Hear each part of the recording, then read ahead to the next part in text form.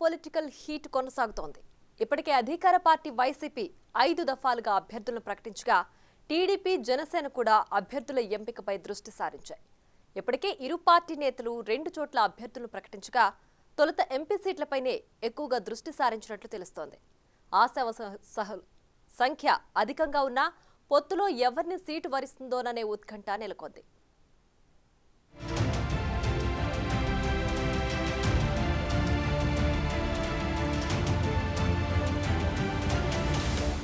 ఏపీలో ఎన్నికల రణరంగం మొదలైంది. అభ్యర్థులు ఖరారు చేస్తూనే ఇంచుమించు పార్టీలన్నీ ప్రచారంలో దూసుకుపోతున్నాయి. 5 దఫాలుగా అభ్యర్థుల్ని ఇప్పటికే వైసీపీ ప్రకటించింది. మిగిలిన కొన్ని స్థానాలపై కసరత్తు చేస్తోంది. అభ్యర్థుల్ని ఖరారు చేసే పనిలో టీడీపీ, జనసేన ఉన్నాయి. ఈ ఎన్నికల్లో ఉమ్మడిగా పోటీకి వెళుతున్న ఇరు పార్టీలు గెలుపు గుర్రాలపైనే దృష్టి సారించినట్టు సమాచారం.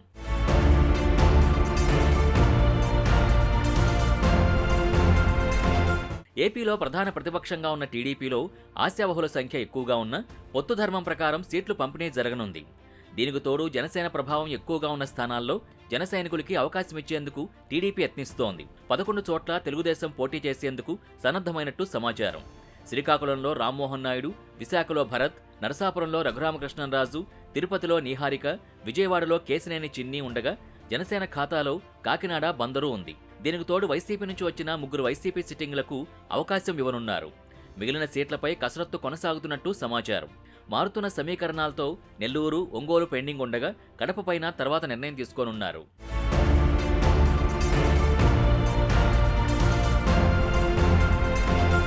రాష్ట్రంలోని 25 లోక్సభ స్థానాలకు గాను 13 చోట్ల టీడీపీ, జనసేన కూటమి అభ్యర్థుల్ని ఖరారు చేసింది.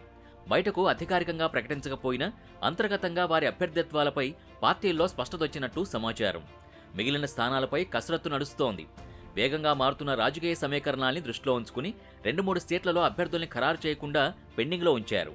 వైసీపీ నుంచి బయటకొచ్చిన 3 సిట్టింగ్ ఎంపీలకు టీడీపీ తరపున టికెట్ ఇవ్వనున్నారు. నరసాపురం నుంచి రఘురామకృష్ణంరాజు, నరసరావుపేట నుంచి లావు శ్రీకృష్ణదేవరాయలు, మచిలీపట్నం నుంచి వల్లభనేని బాలశౌరికి టికెట్లు లభించనున్నాయి. మరో వైసీపీ ఎంపీకి కూడా టీడీపీ టికెట్ ఇస్తారని ప్రచారం జరుగుతోంది.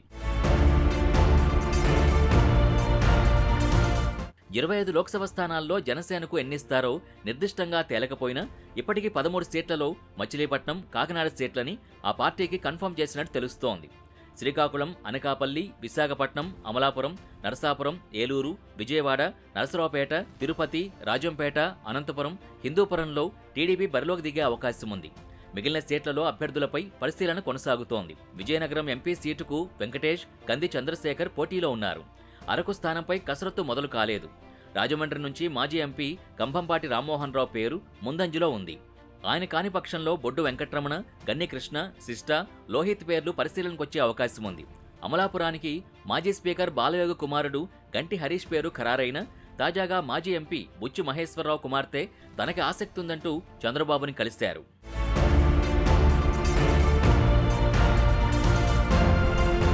గుంటూరుకు ప్రవాసాంధ్రుడు పెమ్మసాని చంద్రశేఖర్ పేరు గతంలోనే ఖరారైంది. కానీ ఎన్ఆర్ఐలకి ఇవ్వడంపై పార్టీలో ప్రతికూల చర్చ ప్రారంభం కావడంతో ప్రత్యామ్నాయంగా భాష్యం రామకృష్ణ పేరు పరిశీలనకొచ్చినట్టు సమాచారం.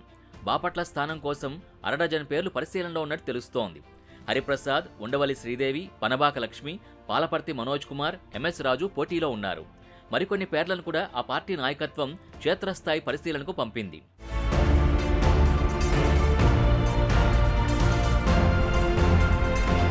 ఒంగోలు, నెల్లూరు అభ్యర్థులపై కసరత్తును ప్రస్తుతానికి పెండింగ్లో ఉంచారు.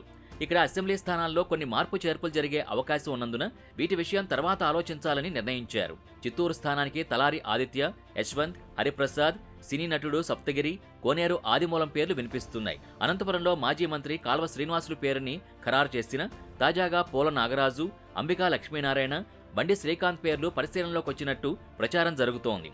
కడపలో పొలిట్ బ్యూరో సభ్యుడు శ్రీనివాసులు రెడ్డి, బద్వేలు మాజీ ఎమ్మెల్యే విజయమ్మ కుమారుడు రితేష్ రెడ్డి పేర్లు పరిశీలనలో ఉన్నట్టు సమాచారం.